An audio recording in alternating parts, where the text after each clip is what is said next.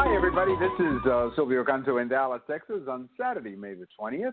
May the 20th, of course, is Cuban Independence Day. It was on this day in 1902 that Cuba became an independent country after the long decades of independence war with Spain and then the 3 or 4 year occupation by the United States. It was on this day in 1902 that Cuba became an independent country. We're going to talk about that and share some of our memories, obviously not of being there that day, but memories of how we learned about it over the years. And our friend Jorge Ponce is going to be joining us. As you know, Jorge and I are part of the same generation. We're the kids who grew up in the United States, as my late father used to say, and we have spent most of our lives outside of Cuba. And at least in my case, I've learned pretty much all I know about Cuba outside of Cuba.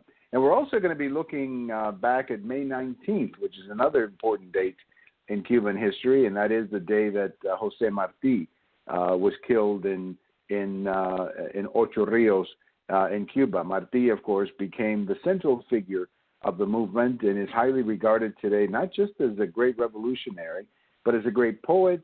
And it's interesting when I had a chance to live in Mexico and had a chance to talk to Mexicans, Jose Marti was a man that everybody seemed to have a lot of respect for, not so much for politics, but for his writing skills. So today we'll be remembering Cuba with our friend Jorge Ponce. Let me say hello to Jorge. How are you, Jorge? Silvio, doing great. Just back from a cruise to the Mediterranean and getting adjusted to the new time frame here. So I'm a little bit sleepy, but I will survive. So you're like, this would be like 4 o'clock in the morning for you, right? Let me see. It is 10. Yeah. It's like 4 o'clock in the morning. So you were, at this time, you were just getting back to bed, right, after spending the whole night dancing. That's right. Well, that's the way it is, I guess, in a cruise. That's what they tell you, 24/7 24/7 excitement. Before we get into our topic, I have a post that will be featured at the American Thinker on Sunday. And you may remember, some of the listeners may remember the case of this gentleman, Lopez Rivera, who was the Puerto Rican terrorist who was released prematurely from prison. He was not pardoned, but President Obama reduced his sentence. And as a consequence, Lopez Rivera walked out. And now, of course, you have a situation in New York where they have the annual Puerto Rican parade, and many Puerto Ricans are very angry about this, extremely angry. I can certainly understand it. I'm angry. And many sponsors have pulled out from the parade, including one of the huge sponsors, historical sponsors of the parade, Goya Foods, which is a company with a very strong tradition, or Puerto Rican tradition.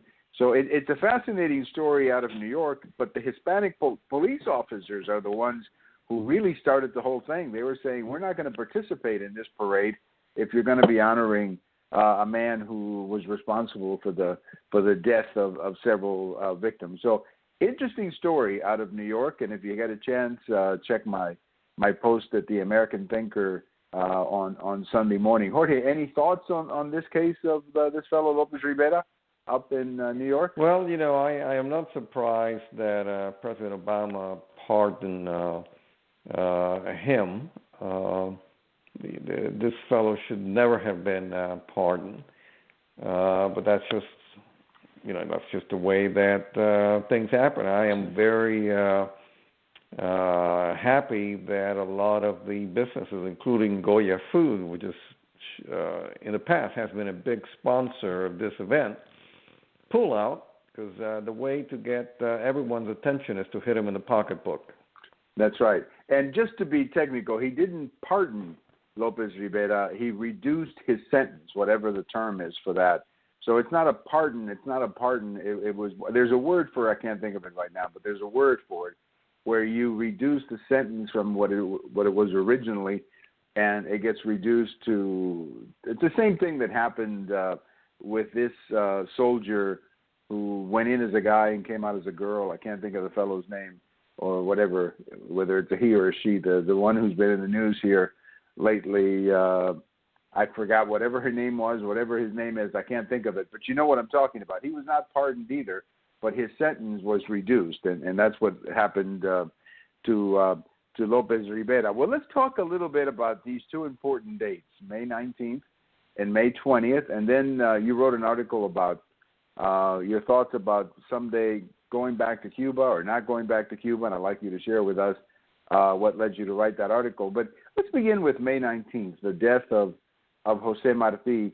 You know, a lot of these dates, Jorge, I went to school a little bit in Cuba, but much of the reading and much of the learning that I did of Cuban history was from my grandmother, my wonderful grandmother, who was a great storyteller, but also from just sitting around the kitchen table at times like these and having my parents tell us about these dates. And that's kind of how I learned about it. Later, I got more interested and started reading. But I would say until I was like 18 or 19 or 20, when I was, you know, in college or whatever, before that, it was just word of mouth. You know, it was just my parents would tell these stories. My grandmother would tell these stories. In the case of Jose Marti, of course, I would hear the stories of how he was killed, you know, riding a horse and all of that. So it was just fascinating for me to learn it that way. How did you learn about, let's say, May 19th or May 20th, which is, of course, Independence Day? How did you learn about these things in the United States? Well, I learned about May 19th when I was in Cuba. I left Cuba when I was 11 years old, so I did go to private school. And before, before going to communist school, I went to Las Escuelas Pías de la Víbora. And so Jose Marti was the comparable to the Thomas Jefferson of in the United States. He was called the apostle of the revolution. It's interesting that both the communist government in Cuba as well as the Cuban Americans in the diaspora both look up and cherish the saga of and the history of the role that Jose Marti played in bringing about Cuba's independence. Also, if you look at the speech that former President Obama gave when he was in Havana, he mentioned Jose Marti, and President Trump just released a statement on the significance of May 20th today, and he also mentioned Jose Marti. So when you mention Cuba and Cubans and Cuban Americans, Jose Marti is at the center of those discussions. Yeah, when I was, hearing stories about Jose Marti, and of course, I was in the United States when that song Guantanamera became very popular by the Sandpipers, and the lyrics to that song Guantanamera came from Jose Marti's versos sencillos of Yo soy un hombre sincero, de donde crece la palma, those particular lyrics. And I remember my parents talking a great deal about Jose Marti. This would have been 1966, the summer of 66 when that song was popular. And I remember my parents talking a great deal. My parents were a bit surprised, actually, that his verses would end up in that song. It kind of blindsided them. They were not angry about it. They just didn't expect it.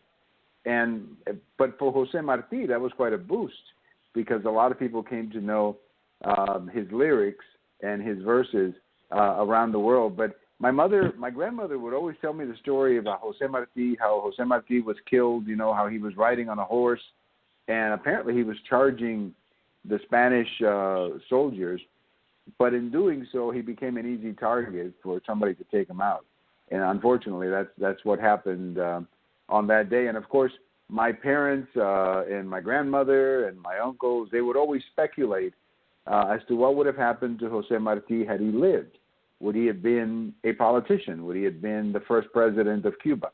We really don't know. As much as we want to believe that he would have been, I remember when we did our show a couple of years ago about Jose Marti, we really don't know what what would have happened. I mean, your instincts tell you to assume that he would have been the first president, sort of like George Washington. But again, we really don't know. Unfortunately, that's one of those questions that we will never know, Jorge. So you were saying that you listened to the Sandpipers version of Guantanamera. I listened to the Cuban version of Guantanamera, the one that was written by the original Joseito Fernandez when I lived in Cuba. Well, but let me just stop you for a second, because I wanted to explain myself correctly. I was familiar with that version as well. It's not that I had never heard that. But my parents, at least the way I understood it, they were somewhat surprised that they would be hearing the words of Jose Marti in a pop song. I guess that's what they were. They were not angry. They just didn't expect it. That's what they were saying, Jorge. Well, the lyrics from the poems of Jose Marti are so powerful, so beautiful in their simplicity and their depth that I am not surprised that the lyrics, Marti's lyrics, were used in the English version of Guantanamera. Right, and you may know the story. Pete Seeger was actually the one who, obviously he didn't write Guantanamera, but he was the one who put the music of Guantanamera and Jose Marti's lyrics for that song. It was later the Sandpipers who made it a big hit on the radio, but Pete Seeger was where it came from. But for my own experience with Jose Marti, as I was saying... Oh, that was in 1963 when he did that. Oh, okay. 66 is when the Sandpipers recorded it. That's what I was trying to say. But the one thing about Jose Marti is that every time, when I was in Latin America, when you would tell people you were from Cuba, the two names that would always come up were either Fidel Castro or Jose Marti. Those were the two names that people would always bring up, Jorge, for whatever it's worth. Those are the two names that they would bring up, and of course there's a reason for that. Those are the two most prominent names probably of Cuba in the 20th century, for Marti longer than the 20th century, Jorge. Yeah, what I wanted to say is that not only did I learn about Jose Marti when I lived in Cuba, both in the private school and the communist school, but when I lived in Virginia, we were friends with this historian who had taught my parents and my uncle, my aunt in Cuba, who lived in Arlington, Virginia, and who had written multiple books on Cuban history. His name was Professor Herminio Portel Vila. So we socialized with him a lot. So yes, he talked to me and made sure that I was well-versed on Jose Marti and Antonio Maceo and Maximo Gomez and all the Cuban patriots. Right. Now, what about May 20th? The stories that I would hear about May 20th, a lot of them came from my grandmother, who was literally a little girl on that day. She was born in 1892, so she would have been about 10 years old, because she celebrates her birthday on May 17th, so she would have been just 10 years old. And my grandmother does recall that there were many flags in the windows and there were big celebrations in the streets.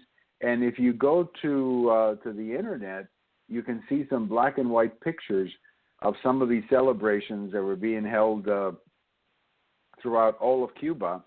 Of course, Tomas La Palma became the first president of Cuba as well that day, Jorge.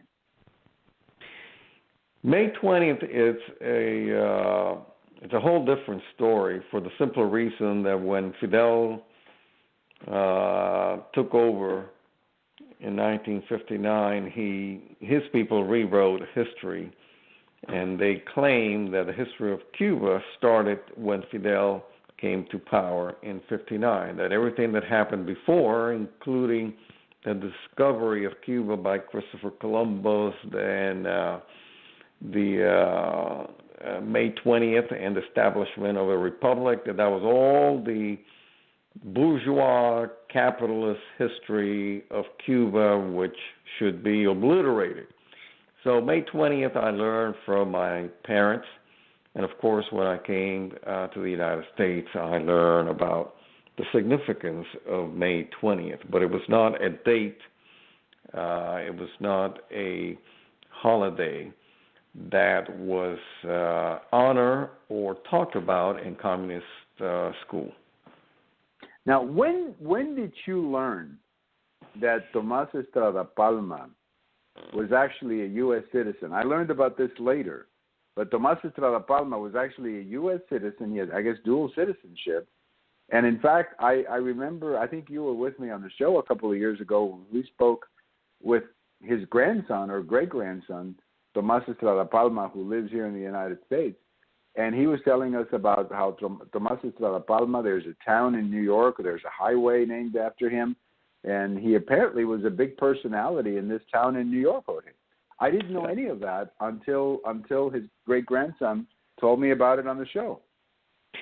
Yeah, I learned about that fact when I was in the United States. If you read Cuban history, there was a lot of controversy as to who would be nominated to become the first president of the Cuban Republic. There were a lot of Cubans who wanted to honor Maximo Gomez, who was a Dominican from Santo Domingo.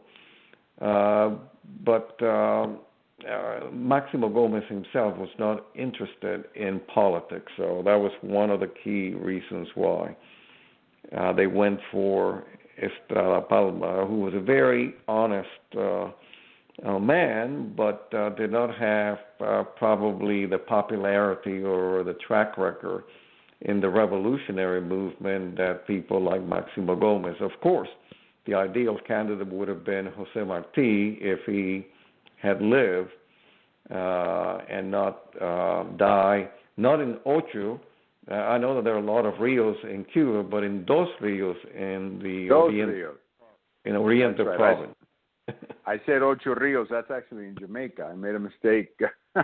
Dos Rios. You're exactly right. But it's interesting because I suppose what was happening in Cuba at that time is that so much of the movement, so many Cubans had come to the United States, whether it was Tampa or somewhere else, where they were actually active in the War of Independence, but they were on this side of the map, if you will.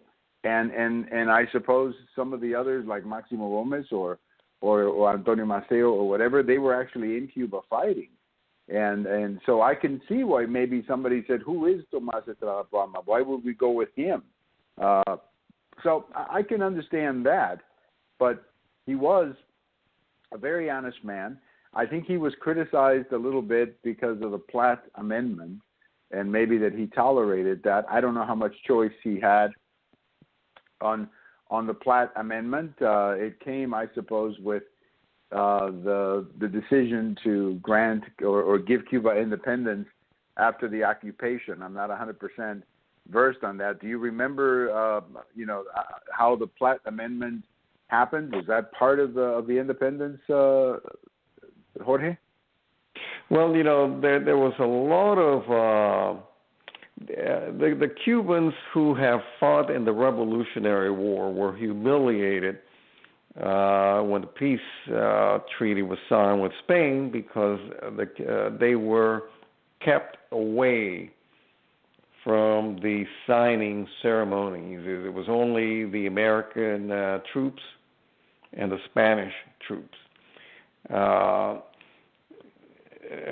Platt Amendment was part of the whole U.S. Dealings with after the signing of the peace agreement. And you're right. La Palma was criticized for not speaking out strongly against the humiliation of keeping the Cubans who fought in the Revolutionary War from the signing ceremony of the peace agreement, and two, for not fighting to prevent the Platt Amendment. Now, being fair about all this, you can make a point that what about the presidents who came after Tomas La Palma? The Platt Amendment was not abrogated until I think it was 1933. So you cannot put all the blame on Estrada Palma. There were several presidents after Estrada Palma who, if they felt that there was a need for it, that they could have done something about negotiating for the abrogation with the United States of that amendment. Well, I remember. I just wanted to get one quick thought in before we take a break, and then I want to hear about this article that you wrote. But I remember a couple of times talking to my late father about the Platt Amendment, and one of the things that my father always told me was that, yes, of course, there were very strong sensitivities, nationalist sensitivities about the Platt Amendment. But let's not forget, my dad would say, that when Cuba became an independent country, Cuba was completely destroyed. I mean, there was no investment in Cuba. The country was in horrible shape because of the years of fighting with Spain, and there were no investments, nothing there. And because of the Platt Amendment, which basically allowed the United States to intervene, a lot of American companies did go into Cuba on the assumption that the United States would protect them against any kind of internal uprising or whatever. So it did bring a lot of investment to Cuba. I'm not justifying the Platt Amendment. I'm just saying that that's a conversation that I had with my father. And if you think about it, it makes a lot of sense because Cuba really needed investment. After it became an independent country, the nation of Cuba was an economic basket case right after independence. The sugarcane fields, most of them had been burned or destroyed.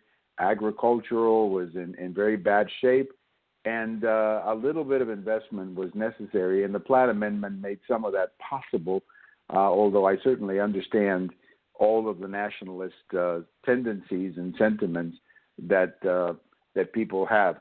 Let's take a little break, Jorge. When I come back, I want you to tell us about this article that you wrote about going or not going back to Cuba. We'll talk about it in just a second.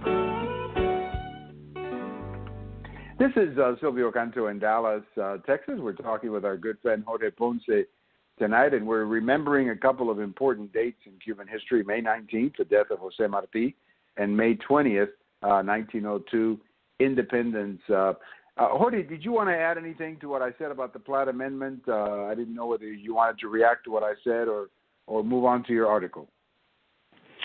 Well, if I was going to say something about your comments, I would say that no, I was completely against the imposition of the Platt Amendment because it made Cuba appear to be a colony of the United States. I think that, yes, Cuba owed a humongous debt of gratitude to the United States and to Teddy Roosevelt, Rough Riders, for joining in the fight to the War of Independence. And Cuba would have worked very closely with the United States government to put its house in order. But I think the Platt Amendment was just a huge imposition on the sovereignty of Cuba. Right, and that's the other side of the argument. And my father, I remember when we talked about it, mentioned exactly what you're saying, which is that it was a real, if you will, punch in the face, if you will, for many of the Cubans who had been fighting for independence for quite some time. So, I can certainly understand what you just said right now because I know many Cubans actually agree with you on that particular point. Now, you wrote an article about why you would never go back to Cuba. Take a few minutes and tell us what the article was about and what inspired you to write the article. I wrote the article in 2014 when my mother was still alive, and she asked me whether I was willing to join her to go to Havana to visit her twin sister. They were both 87 years old, and my mother was afraid that it would be the last time that she would see her sister alive. As it turned out, that was correct. She did go to Cuba, and that was the last time that she saw her sister alive. Now, I did not criticize my mother. I understand from a humanistic perspective, if you have a close relative like a mother or, in this case, a sister, that you want to, one last time, to see them before they pass away. But I told her that as far as I was concerned, that the only time that I would agree to go back to Cuba, it's not that I would never go back to Cuba, but I did have a caveat. And that caveat was that the only time I would go to Cuba would be when I could drink a Cuba Libre with authentic Cuban American Bacardi rum in a Cuba that was really Libre. And I told her that it made no sense for me to now go back as an American citizen with dollars in my wallet to subsidize a government that kicked me in the rear end and my parents when we left Cuba in 1966. And as punishment for coming to the United States, they forbade my family from taking out even one single penny. We were punished, and they made us look like indigent, like scum of the earth. They only allow us to leave Cuba with clothes in our bags and 50 pounds of luggage. That was it. So when we came to the United States and we went to stores like at Sears at the time, we saw all this beautiful toys and fashionable clothes that we could only look at, just like we had looked at other things that we would have liked to have purchased in Cuba, but we could not, because those were only articles that were for sale for tourists. Well, in the United States, we could have purchased them, but because the Cuban government did not allow us to take out any money with us, we could only look at them because we had no money to purchase them. Right. Right, and then there was also the humiliation of many people who left Cuba and had things removed at the airport and stuff like that. I know in our own personal story, we had this thing called el inventario, where they would come in and literally check everything in your home, and then they would take this inventario, and then before you left the country, they would come back again to make sure you had everything that you had before, that you didn't give away anything. And I think the whole experience, the way we were treated as we left Cuba was very humiliating. We were humiliated on purpose by the communist government. And I feel the same way you do, that it's really hard for me to go back to that regime and subsidize a regime that not only, humiliated my parents and so many other Cubans, but who put a regime that put thousands of Cubans in political prisons for simply opposing the government. I mean, these were not criminals. These were not killers or criminals. These were just, prisoners of conscience, as they like to say, people who had a point of view and wanted to express it. And for that reason, they were thrown in jail. So I will never forgive the Castro government for what they did to many of those prisoners who were executed, and the many, many families who were literally blown up by these executions. The many women who lost their husbands, the many kids who had their fathers executed, families that were divided. That's on the Cuban government. It's very difficult for me to forgive them for having done that. So going back to Cuba is simply a way of subsidizing, like as you said, that kind of a regime, Jorge.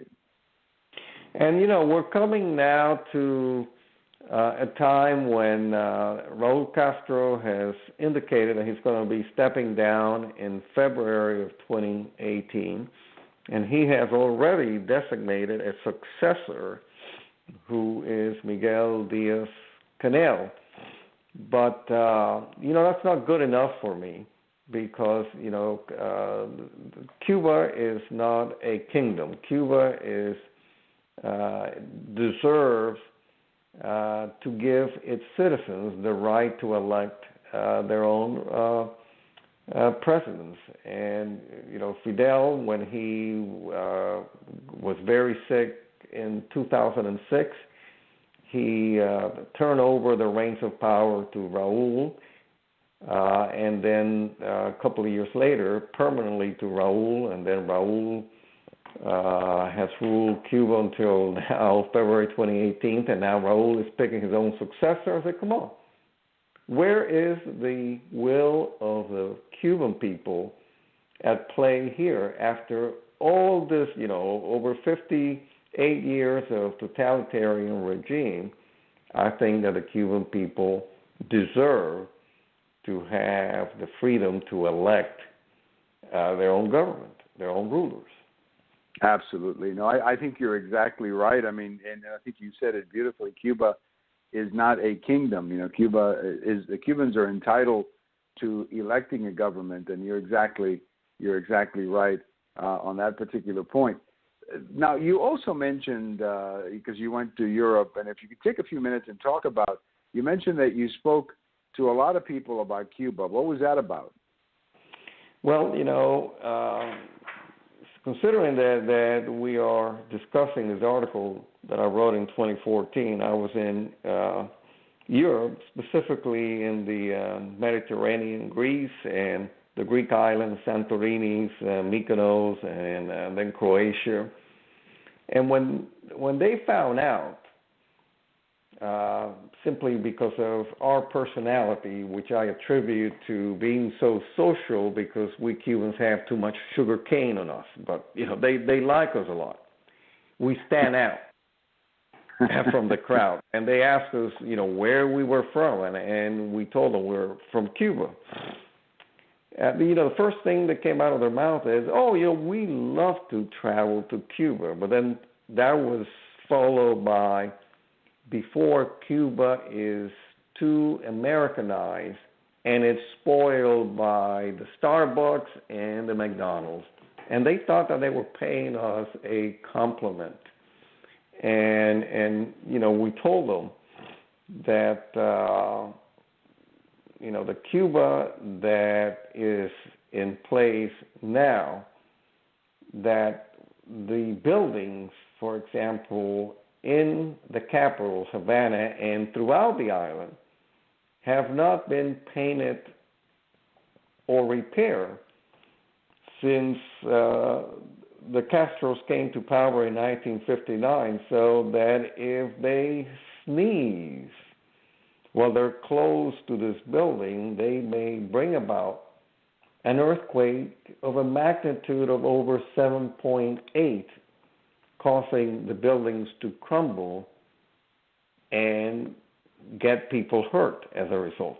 So they were very, very shocked that we reacted that way, but, our response was, we welcome for the Americans to go to Cuba, a free Cuba, and invest in Starbucks and McDonald's and Wendy's and other business ventures.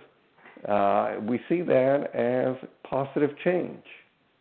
That's right. That's a great point. I think many of them obviously don't know Cuba, and they don't know what is happening on the other side of the curtain, if you know what I mean. Many of them go to Cuba. They stay in tourist traps, as they like to call them, in places for tourists, and they don't really have an opportunity to engage with the Cuban people. But I find that I have a good Canadian friend who's been to Cuba several times, and he knows what Cuba looks like, or he knows what Cuba is like, and he says that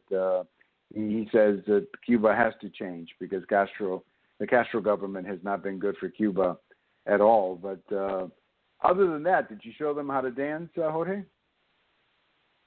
I show them how to drink the Cuba Libres and have a great time. You know, as part of the cruise, Silvio, we purchased the beverage package so we could drink anytime that we wanted to. So I drank more mojitos and Cuba Libres than I normally do.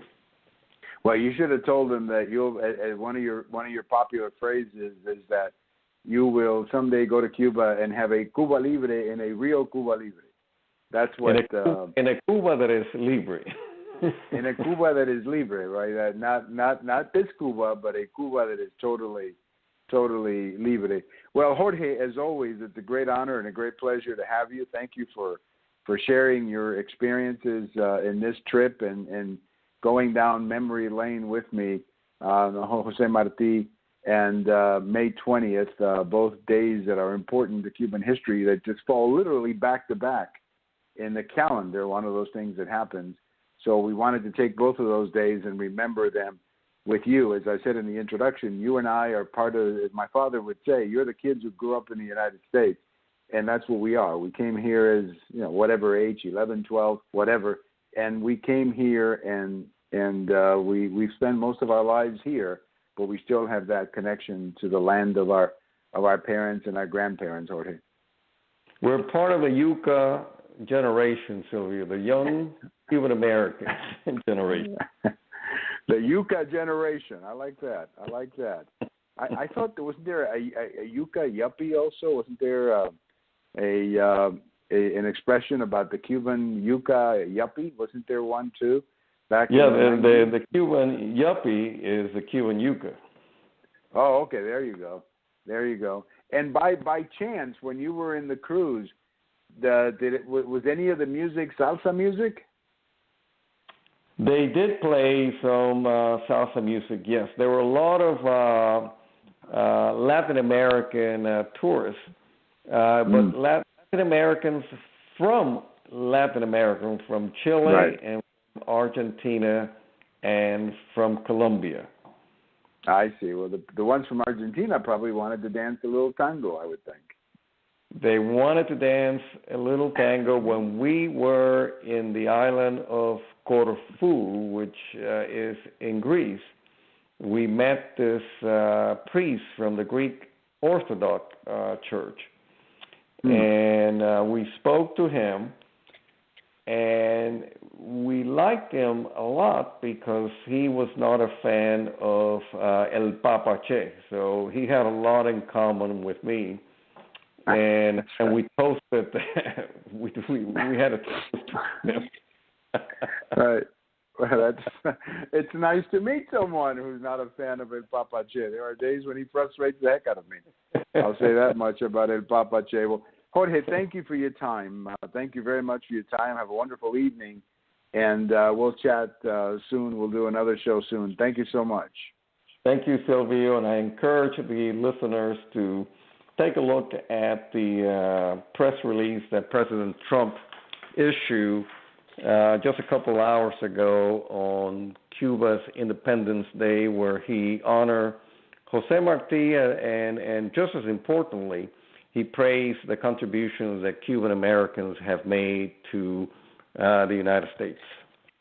I'm going to have to check on that. I had heard about it, but have not actually read it, but I'm going to read it right after we finish our show. Thank you for your time, and my best to your family, and we'll talk to you soon. Thank you. All right. Jorge Ponce, my good friend Jorge Ponce, as I said, we took a look. We went back to these two dates, May 19th and May 20th, two important dates in Cuban history, and sort of remember kind of what we grew up hearing.